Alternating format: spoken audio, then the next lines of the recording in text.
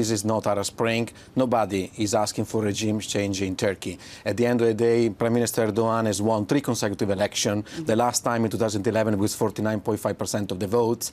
Turkey had democratic elections since 1950, and so the situation is very different. On the other way around, it's not a storm in a teacup either. These are the fiercest demonstrations against the government for a very long time. The momentum is still with the protesters. The risk is that it will drag on and actually spread to even more cities and towns in Turkey. The approach of the Prime Minister, the attitude of the Prime Minister is only making things worse at this point. Yes, I mean, he's not even there at the moment, so surely if you wanted to dampen things down, that's not the way to do it. Yes, absolutely. He left this morning after leaving, after basically giving another very defiant message, as you were suggesting before, blaming whatever happened on the demonstrators, calling them looters, provocateurs, blaming the social media, but certainly not blaming the police for the brutality employed over the last 3 days or so of demonstration, and certainly not blaming his government. So there's the impression overall that the Prime Minister still didn't get the message. So there was this is a wake-up call, but so far the indication is that this has not done the job.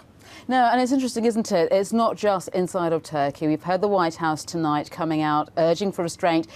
The world's looking at this now. The financial markets have dropped by, so the stock market's dropping by more than 10%, bond yields jumping. Financially, this is becoming very damaging.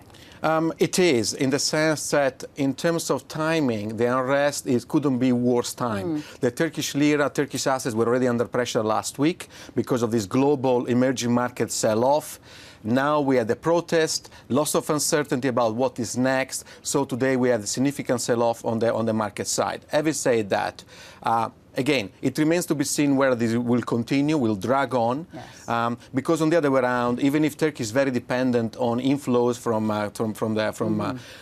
the markets because of the high current account deficit and low domestic saving rates, still the macroeconomic fundamentals of the country are solid.